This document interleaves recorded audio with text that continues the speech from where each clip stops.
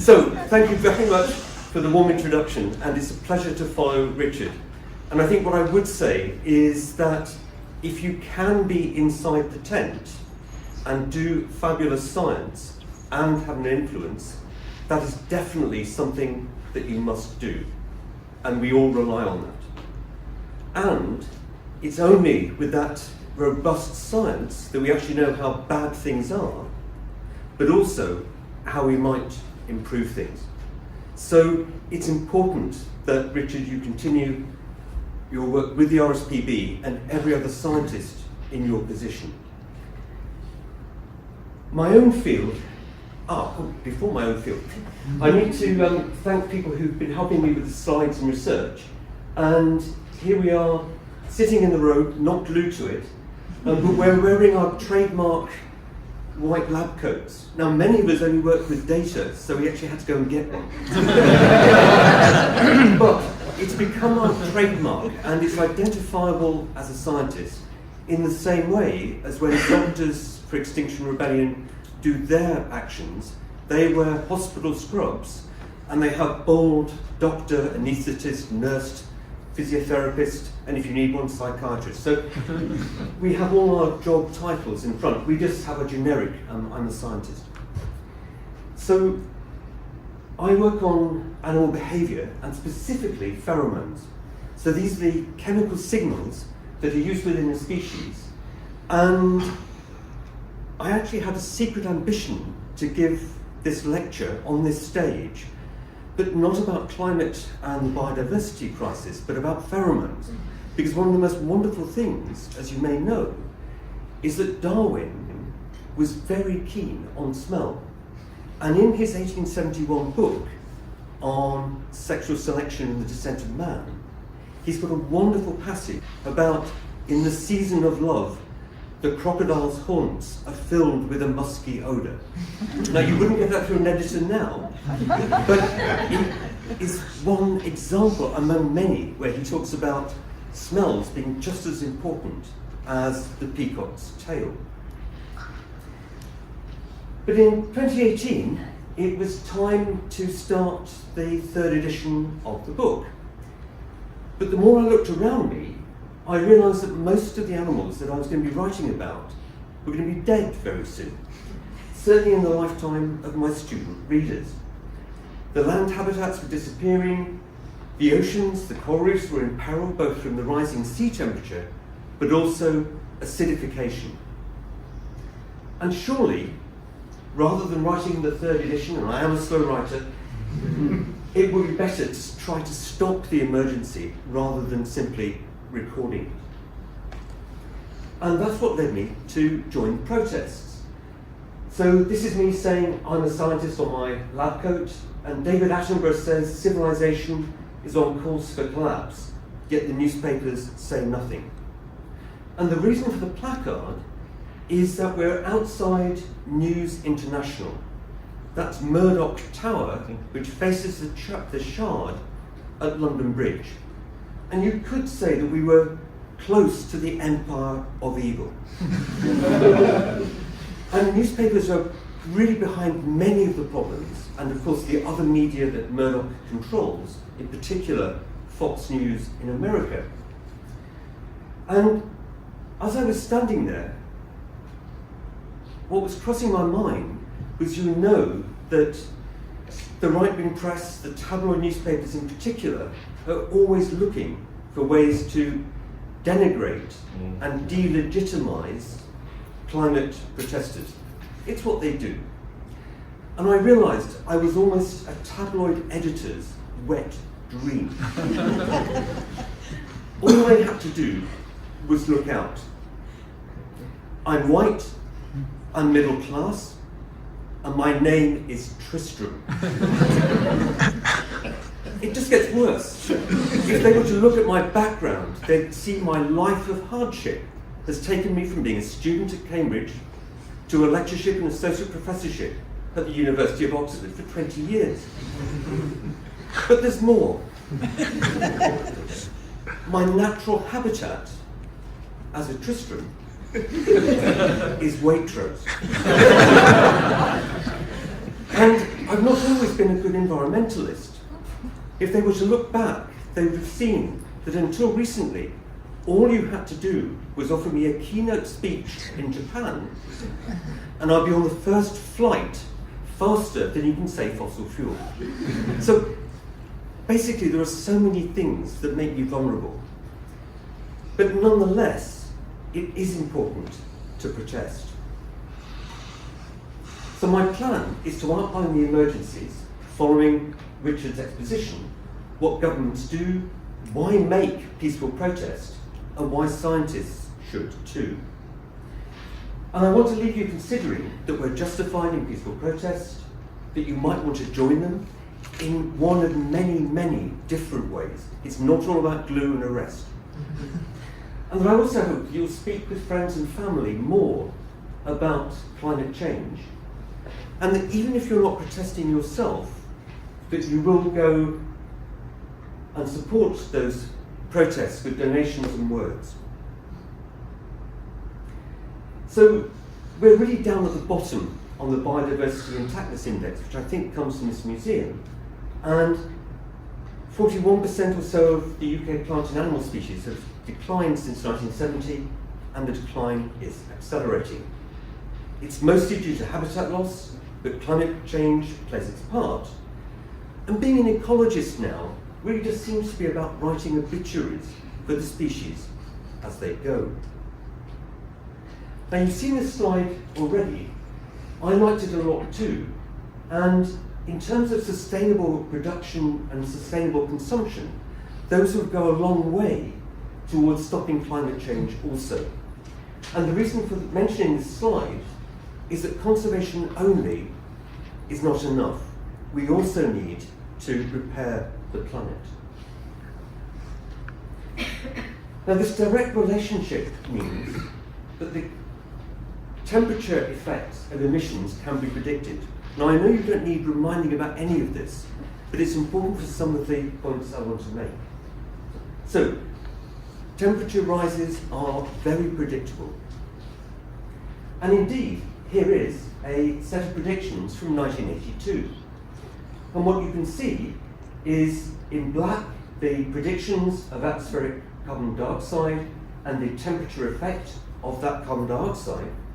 And then you can see the observed in the years following 1982. And it's actually a pretty good match. But what might surprise you is this was done by a major oil company, the biggest in the world. And you may have seen this in the news. They had very good scientists who were able to predict precisely how much their product would boil the planet. But in public, they dismissed the idea of global heating. In private, they knew precisely what they were doing. And this leads us to the carbon budget. How much more can we burn and have a possibility, only a possibility, of staying below 1.5 degrees centigrade? And as you can see, we're burning through it at about 1% of the budget every month. Every month. And the resulting temperature rise is simply physics. Kevin Anderson says it's the brutal beauty of physics. You can't argue with it. You can't disappear it by accounting scams that push it into the future and will get going perhaps in 2040. And that includes net zero. And Anderson is very rude about that.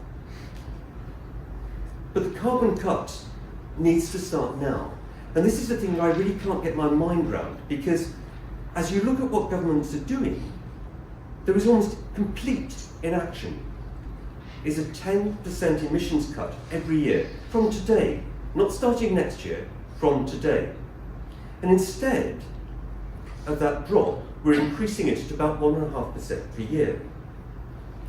And in order to be fair in budgeting our remaining carbon budget with the global south, we need to go faster. And so he suggests that we need to be carbon free by 2033. And it's not about waiting until 2040 or coasting to 2050. And as you'll know from the last 2 years, it's already unpredictable at 1.2. We've seen the floods, most recently, catastrophically in New Zealand and in Brazil. There have been the forest fires in California, Greece. We got 40 degrees in the UK last summer. It was the busiest day for fires in London, the fire brigade's busiest day since the Blitz. It's extraordinary, we just don't expect that. And of course, food insecurity is increasing. And in the future, it might not be just tomatoes in the supermarkets that are missing, it might be a lot more. And of course, all these effects are very much worse in the global south, with the 32 million displaced by floods in Pakistan, and the 22 million at risk of climate-induced famine after 6 years of drought in East Africa. Now, somebody I really admire is Antonio Guterres, former Prime Minister of Portugal, I think. And he's blunt. We must end the merciless, relentless, and senseless war on nature. It's putting our world at immediate risk of hurtling past that 1.5 and moving towards 2.8. And meanwhile, humanity is taking a sledgehammer to our world's rich biodiversity. And he names the guilty parties. No more bottomless greed of the fossil fuel industry and its enablers, which is an important point. And he goes on. He has a special message for them. If you cannot set a credible course for net zero, with 2025 and 2030 targets covering all your operations, you shouldn't be in business. Your core product is our core problem, and we need a renewables revolution. Now, in 2021, the director of the International Energy Agency couldn't have been clearer. He told the governments, if you're serious about the climate crisis, there can be no new investments in oil, gas, or coal from now, 2021. So what did governments do? Well, Biden held the largest oil and gas sale in US history. China coal production hit record levels. The UK did Shell's Jackdaw gas field go ahead. And the banking giants, in fact, are the really important ones because they put the finance into everything. And since the Paris Agreement, they put in trillions. So scientists' warnings simply don't work. And the policy is essential, but it really isn't enough. What's the evidence that it's not enough? And it's this. You may have seen it before. We have the years along the bottom from 1960 to 2020. We have the atmospheric CO2 up here, and the CO2 is rising exponentially without limit. We have Ed Hawkins' temperature bands against a pre-industrial average. And what you can see is that 60% of all emissions have been since the first IPCC report. This year is projected to be the highest ever. But what's been superimposed on this are all the agreements. And what you can see is that the slope simply does not break. It's as if those meetings had never happened. It's extraordinary. And it's much the same for the ecological emergency. So what we have here is the years and the diversity. One of the problems with ecology is not like physics. So this is a kind of estimation, and there are plenty of problems with it. But basically this is an index with biodiversity in 1970, and it declines. And I've marked the Rio Convention in 1992, and the biodiversity targets of 2010. There were 20 targets for this last decade. We didn't reach one of them. So we really do have a problem in the delivery. So why is there no change? And I think if we were in any other country, we'd simply call it corruption. So scientists go to government with data and information, and that is their theory of change. Lobbyists and corporations go with lots of money. Who is the government going to listen to? Well, actually, what's really weird and distressing is it's not lots of money. So the Conservative parties and MPs have received something like 1.7 million in donations from climate skeptics and fossil fuel interests since the general election in 2019. And that does seem to have been enough to change their policies. So the oil companies get their windfall tax reduced to almost nothing. In fact, because they can invest what they pay in tax in new North Sea oil, and if they do that, they don't pay the tax. But actually there's something hidden here, because it's not just that money. It's also things like the Daily Mail and the Murdoch Press, which actually matter more. And a journalist campaigner called Donica McCarthy has argued that it's this that should be our target of activism. It's this that the government is really scared of. And he's called it almost the prostitute state. And it's only when we can vanquish the Daily Mail and the Murdoch Press that we'll really make progress. So this is the first part of the corruption. And it's very effective, because basically they get an enormous amount of subsidy. So not only are they not controlled, we actually give them money to destroy our world. The second way that corruption works is that scientists go to the people with information, but the corporations deliberately spread misinformation. And their strategy has been to deny doubt, spread doubt, and delay any strategy. And it's the one that you'll be familiar with from tobacco. And it worked beautifully. It delayed controls on tobacco. Exxon knew what it was doing. They knew how much they were boiling the world. And there's a wonderful 3-part series that you can catch on BBC iPlayer called Big Oil versus the World. And you'll end that series having a huge respect for the scientists, but contempt for the executives who basically went out in public and said that global warming or heating did not exist. So the public is uninformed because the media don't cover the issues as emergencies. And there was a famous study looking at all the words said on British television in 2020, and cake was mentioned 10 times more than climate change on UK television. Cake was mentioned about 113,000 times.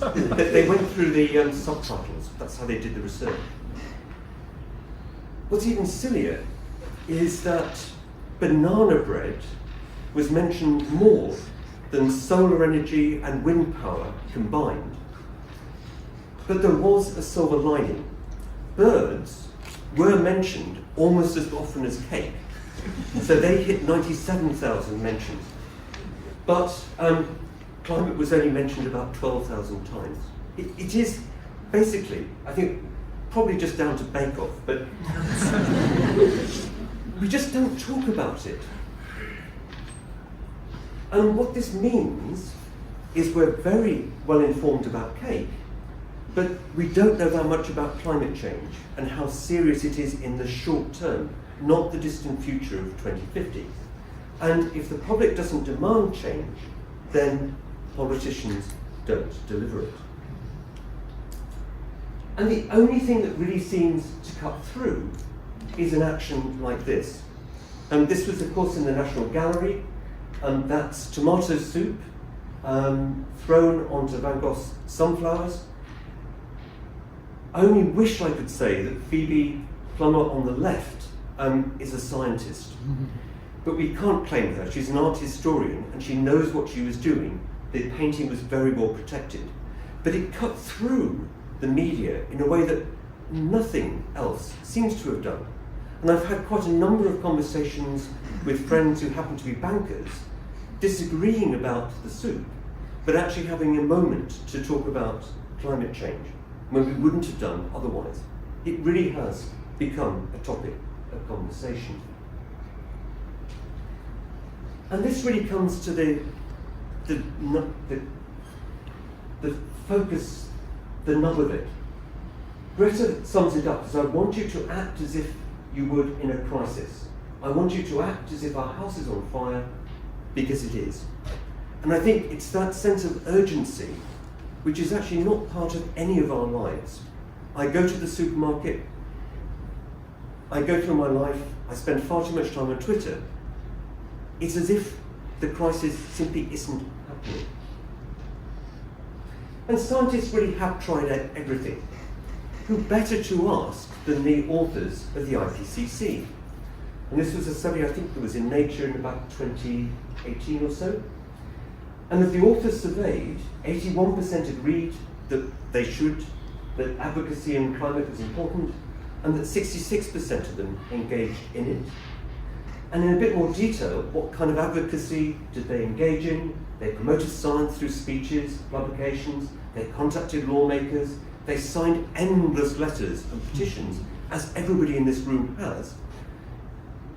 They even participated in demonstrations, a quarter of them. And there is a proud history of scientists getting involved in social and political change. And I just want to mention two here. So the first was fighting nuclear Armageddon in the 1950s. So days after the Nagasaki atom bomb had been dropped, the leading philosopher Bertrand Russell had written, "The prospect for the human race is sombre beyond all precedent. Mankind are faced with a clear-cut alternative. Either we shall all perish, or we shall have to acquire some slight degree of common sense. A great deal of new political thinking will be necessary if utter disaster is to be averted." And I only came across this recently, but what really struck me is this could have been said by Antonio Guterres at the United Nations, or by any scientist or politician now describing our situation. It describes it beautifully. A nuclear physicist, Joseph Rotblat, was concerned by the development of the H-bomb and the way that things were ramping up in an arms race. And he contacted Bertrand Russell and worked on a test ban. And that resulted in 1955 in the Russell-Einstein Manifesto calling for an end to the arms race, ultimately leading to the partial nuclear test ban treaty. Signed by 10 Nobel laureates, leading from the front. It included Einstein.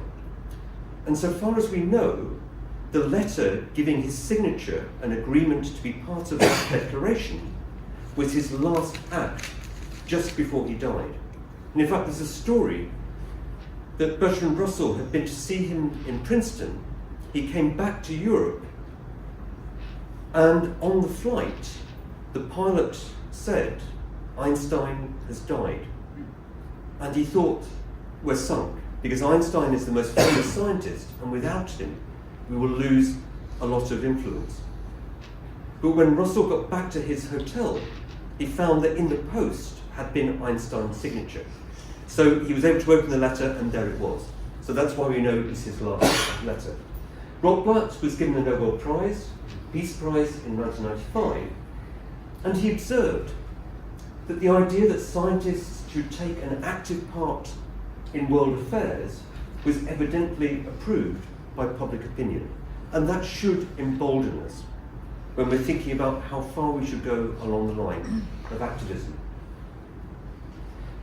The second example is how we got to the Montreal Protocol to ban CFCs.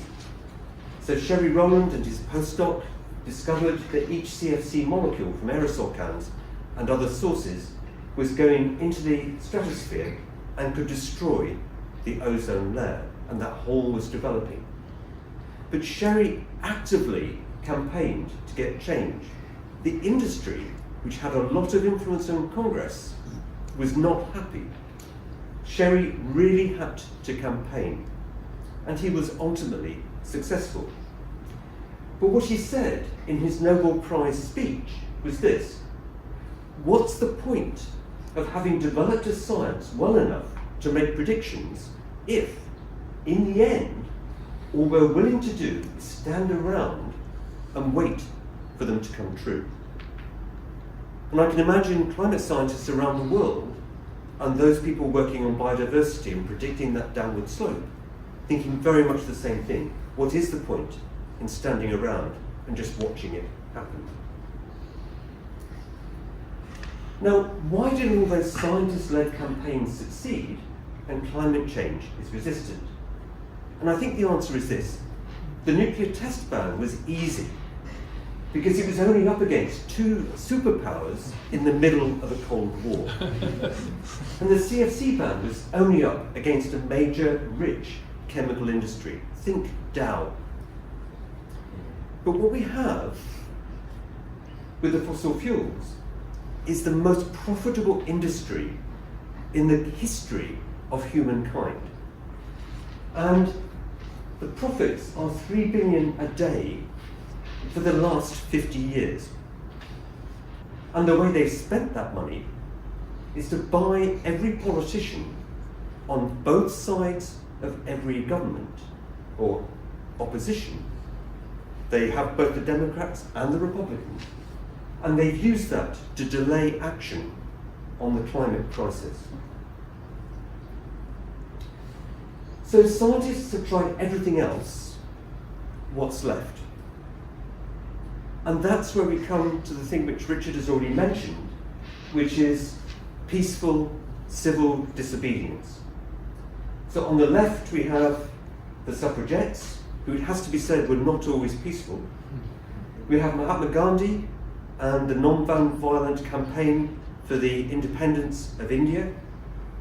We have Rosa Parks refusing to move from her seat on the segregated bus, leading to the Montgomery bus boycott organised by Martin Luther King. But there's a space there, and the space is filled by Bayard Rustin, who's seen there with Martin Luther King Jr. Bayard Rustin was a black gay man. He was brought up a Quaker. He was a lifelong pacifist. He was charismatic, courageous, and an extremely effective organizer. He was the person who ultimately organized the March on Washington, which was the largest march that had ever occurred, and it's the one that's famous for Martin Luther King's I Have a Dream. But in the 1940s, he travelled often to India, studying Gandhi's non-violent techniques for change. He was inspired by them. And as the Montgomery bus boycott was about to happen, he went down to talk with Martin Luther King and persuaded him that the best course of action was peaceful civil disobedience. He went on to be active in all sorts of ways, including a beautiful example of intersectionality, because as a gay man, he was then later involved in the 70s and 80s in gay liberation and in fighting for the rights for lesbians and gays and bisexuals and trans people. So he is somebody I would have loved to have met, and sadly, and he died many years ago. But we always have to remember that civil disobedience is never popular at the time, only afterwards. The suffragettes were reviled, and Martin Luther King was at one point the most hated man in America. The FBI was wiretapping him. He was in danger. Another example is ACT UP, the AIDS Coalition to Unleash Power. Why was it needed? Well, people with AIDS were homeless, unable to get food, and Ronald Reagan refused to even say the word AIDS. So they carried out a campaign of civil disobedience. Those of you who've seen Pose set in voguing New York may remember the scene in the Catholic cathedral where basically they interrupt a service by lying on the ground, as they are doing here, stopping the service to protest at some of the things the bishop had said. So what they fought for was care for people with AIDS, to take them off the streets, to look after them. They fought for drugs for HIV, and they pushed for fast-track trials. They changed the protocols for drug discovery and trials, which persist to this day, and which helped with COVID vaccines. And at the start, women were not included in the drug trials, but of course women were getting HIV too. And one of their achievements was to get women included. This is another theory of change.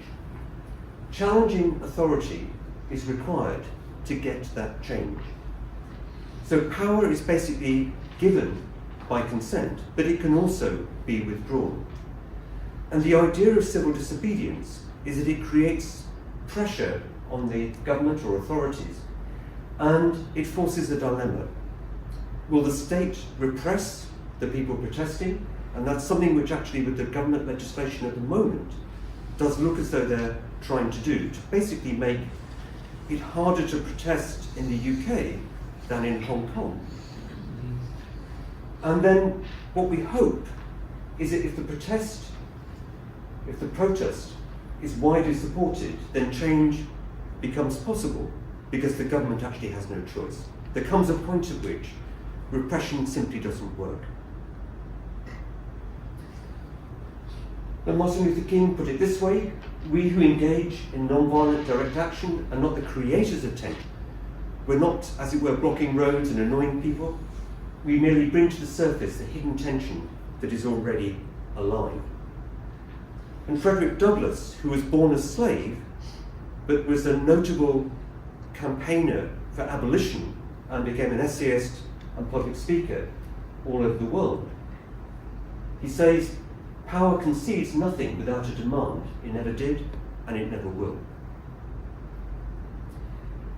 Guterres says it again, beautifully. Climate activists are sometimes depicted as dangerous radicals, but the truly dangerous radicals are the countries that are increasing the production of fossil fuels. So climate protest has had some effect. There's a debate about how significant. I'd like to think so.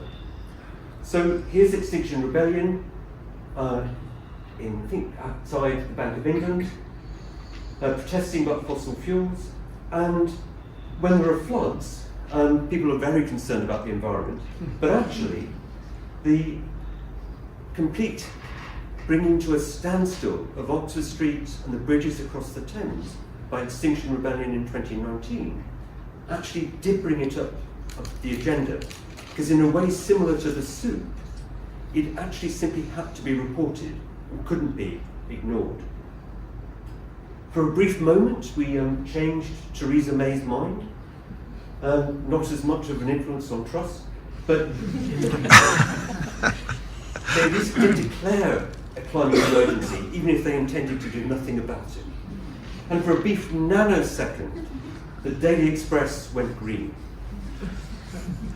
So civil disobedience seems to work. But what about scientists? Scientists are citizens, so we could be there in that role. But actually, I think it's especially important for scientists to protest. And the reason, and it's about the messenger effect. Scientists and academics are among the most trusted people in society after doctors and nurses. We actually have a very good reputation. At the bottom of that list, you may remember, are politicians, journalists, and estate agents. So we're at the other end. So we actually do come from a position of trust. And that's important, because what it means is that if we take action, if we go onto the streets wearing our lab coats so that we're visible, otherwise we do look like everybody else, it shows how serious the situation is.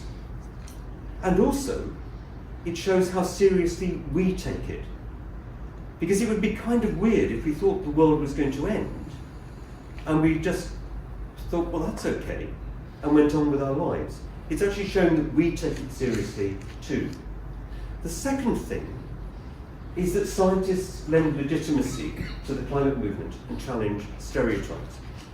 Because even when you're wearing a lab coat and not looking like a hippie, people will shout out as they go past, "Get a job!"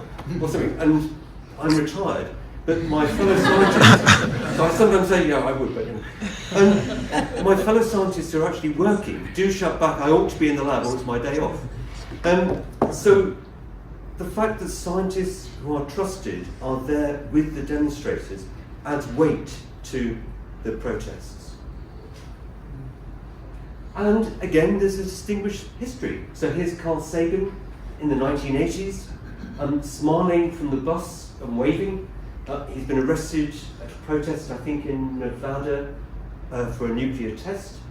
And here's arguably one of the fathers of modern climate science, Jim Hansen, being arrested outside the White House in a protest against tar sands and their contribution to emissions. More recently, and not so far away from here, this is Scientists for Extinction Rebellion. We're outside the department formerly known as the Department for Business, Energy and Industrial Strategy, and we're responding, we're annoyed, we're responding to the department's recent licensing, this was in April 2022, to new oil and gas licenses. They knew they shouldn't, it was against their own advice and promises in the North Sea. And one of the things we're particularly proud of is the way that we've matched the colour. It actually looks as though we're almost official. I'm sure people walking into the office were sort of wondering about the policy change. But the action was important because it was science-based. And here we see a professor, Stuart Capsick from Swansea, and Abby Perrin, a microbiologist, looking at mitochondrial DNA in plants, I think. I'm a zoologist. But what you can see behind them is blown up, big enough for a minister to read, is a scientific paper, in this case from PLOS, and it's saying, assessing dangerous climate change required reduction for carbon emissions to protect young people. And on each of the windows we had a different paper making a different point about the importance of leaving fossil fuels in the ground. They were glued onto the windows with responsible, water-soluble glue. And in fact, yes, you can't see Stuart's hand because it's actually glued to the glass. I actually have a slight problem because when I started getting involved with Extinction Rebellion, my husband made me promise that I wouldn't try to get arrested. And so far, I've managed that. So I wasn't gluing my hand to the glass. But more about the protest. It was relevant, we're scientists, we're protesting about science. It was proportionate to prevent the greater harm of climate change. It was symbolic, and it was a last resort. All of us have written papers, all of us have written to our MPs, we've filled in endless petitions. This is our last resort. And taking the consequences, the students remained there to be arrested. They couldn't move because of the glue. But that was planned. 9 scientists, the braver ones, were arrested. And I'm now very happy to say that all have now been acquitted, that it was judged that their actions were proportionate. Now, Richard mentioned the very important thing about the entirely understandable anxieties that any individual, as a scientist, or for that matter any other person, has about getting involved in activism. And if you're a short-term contract researcher, it's not just dismissal, it's the renewal of your contract. You also don't have any time. You're writing your next grant. You don't have time to be an activist. There's a worry that it's a bit like coming out. when you sheepishly say on Monday morning, when they say what you were doing at the weekend, and you say, oh, it's glued to it. If you don't know what your other academics are going to think, you don't want to be the first person to admit that. Another problem is that you're stepping outside your expertise. I know narrowly about pheromones. I didn't really want to talk about climate change because I have to rely on so many other people for that knowledge, and I just have to trust them. One thing that people worry about a lot, and this comes back to this idea of scientists as objective observers stood away from the data and impartial, is that we'll lose credibility. And there have been a number of surveys which suggest, paradoxically, that actually it can increase credibility because the public expect us to act. Knowing what we do, they would be surprised if we didn't. But I think what's really important, and this addresses Richard's question also about the anxieties, senior people in universities need to take those anxieties away. And instead of being shamed by activism from their staff members and students, they should be proud. And what they ought to be doing it is recognising it as legitimate, rewarding it in hiring and promotion, not penalising it, teaching civil engagement to students, although they mightn't be keen on the protests that result. And they ought to be defending academic activists when they do get arrested, should that happen. And I actually love this placard, where this is Abby, the plant mitochondrial DNA person, saying that she's frightened that our government would rather imprison scientists than follow their advice. And I think that's the pithiest comment yet. So here is somebody being arrested. She's Emma Smart, a fish biologist and appropriate for this museum, a taxonomist. But she gave that up to become a climate activist, and she's also been involved in Just Stop Oil. So here she's being carried away from the department formerly known as Business, Energy and Industrial Strategy. But what Extinction Rebellion had to recognise very early is that the costs and risk of arrest are not the same for everyone. If you're a person of colour, or you have caring responsibilities, you simply cannot take the same risks. And so you need to be home to look after your family. So one of the things that Extinction Rebellion and other protest movements have rapidly recognised is there are so many ways of getting involved, and that's among the ways that I've been involved. And these include all sorts of things. So there are so many ways that you can get involved because the action simply can't happen without lots of people, the rest of the iceberg holding up the tip of the people who are actually actively in the protest. And one of the most important things is getting the message out. There is no point in having a protest if nobody knows. And so the public outreach, the press liaison and social media are crucial to actually give any value, lasting value to any protest, whether or not there are arrests. And one of the things that actually is something of debate the whole time now is once you've had one fish taxonomist carried away from the Department for the Business, Energy and Industrial Strategy, once you've had one such scientist carried away, the next time you need two. And it's actually a real problem because we don't know now how to get the media's attention. And I think that's why people move to sue. It's actually a real problem. And when we had a demonstration outside DEFRA, we didn't get arrested. We talked nicely to the police and they said, okay, if we washed the posters off the, these again were scientific papers, if we washed them off the windows, they wouldn't arrest us as long as it was done by noon. And then we had the building manager come out and he said, look, they look cleaner than they were before. So we brought our squeegees and we did a very good job. But there were some people in the briefing afterwards, some scientists, who were actually disappointed that nobody had been arrested. And we had to say in the end that actually it had been a very good protest because it did hit some of the news, and what we'd done is say to staff in DEFRA that we supported then. What we disagreed with was the minister's policy, that we admired what they were doing in the staff, but not what was happening at policy level. Okay, it's important that we as scientists do support those that protest, almost on our behalf. And this was a 30-second or so interruption of a conference, the annual conference of the American Geophysical Union in the States. On the left is Peter Kalmus, on the right, Earth scientist Rose Abramoff. And the response to the conference was to ban these two from the conference.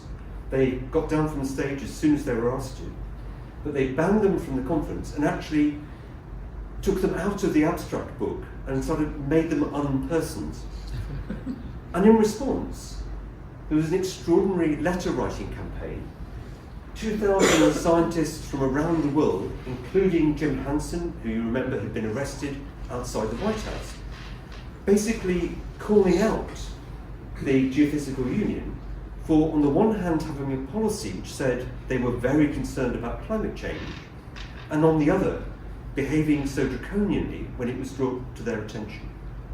So, after the uproar, the society backpedaled, and they are now in discussion with Peter and Rose about how they might take things forward. But today, where are our learned societies and our most famous scientists and the NGOs? Are they really speaking out loudly? And the answer is not really. They organise wonderful conferences, but they don't speak out. And if you look through the press releases of the preeminent organisation in this country, the Royal Society, you will not see a single criticism of government policy. And that's a real shame. And if they tell you that it's all because they're working behind the scenes, just show them that. Because what that tells me is that all those quiet words have not brought results. And of course there could be costs. You might not become Sir, Dame or Lord, but what you have to remember is there are no grants or honours on a dead planet. So scientific evidence in court can help, especially when juries and judges are allowed to hear the science and the seriousness of the situation. Now this is an action actually about the Royal Society. It was carried out by Tim Hewitt and Mike Lynch-White, who were co-founders of Scientist Rebellion. It was a symbolic action with green paint. And Martin Luther, they pinned a manifesto talking about rebel truth and demanding that the Royal Society speak out. What's interesting in my own evolution is I thought, when I saw this at the time in 2020, how rude. I wouldn't do that. And I've actually come around to thinking that it wasn't such a bad idea. When it came to court earlier this month, the only defence that they were allowed by the judge was the belief in consent.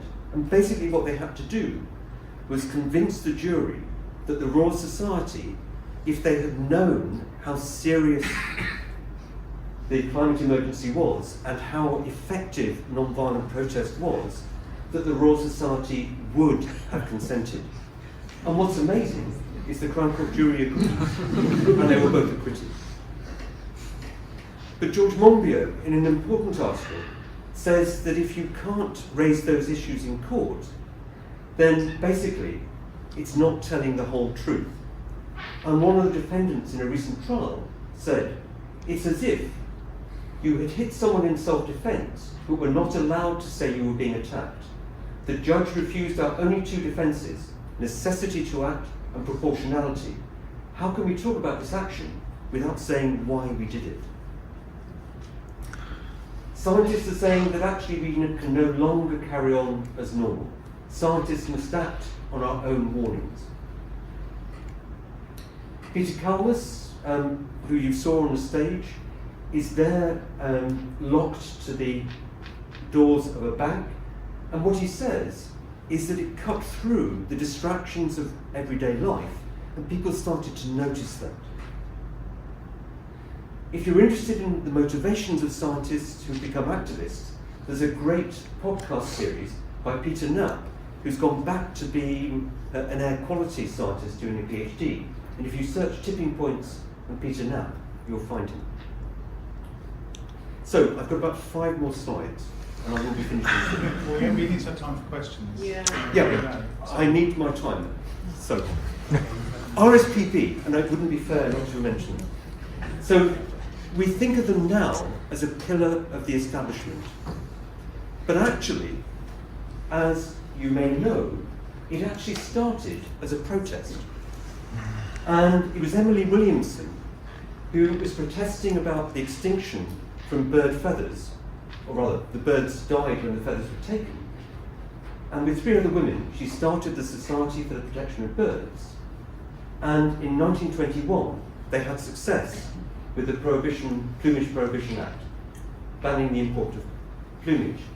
But what I was really pleased to see, and Richard, you actually mentioned this towards the end of your talk with the war on nature, is that the RSPB came out and said that non-violent direct action is important, and it's how things have changed, and that they supported the campaigns to stop the government passing the public order bill. So, last 2 slides. I hope you feel that justifying up, and I hope you might even join them. What's really important, because it's the thing we don't talk about, we're far more likely to talk about cake. And I hope that you'll support the peaceful process, even if you're not protesting yourself. Scientists are citizens too. And Jonathan Porritt says, basically there's no moral universe in which business as usual can continue. Either we start doing everything we can, or we don't. And in the next quote, which I won't put up, he basically says he can see no alternative to mass action. And he's about as establishment as you can get. So whether you're a scientist or not, 21st of April to the 24th, we're going to be meeting outside Parliament. We're hoping that that 15 million membership of the green NGOs, the RSPB, National Trust, Wildlife Trust, everybody will join in. If you go to Linktree Darwin Debate, possibly with lowercase letters, you'll find links to all the things that I've been talking about, probably including the slides, and the QR code will do the same. And thank you very much for listening and for the extra time.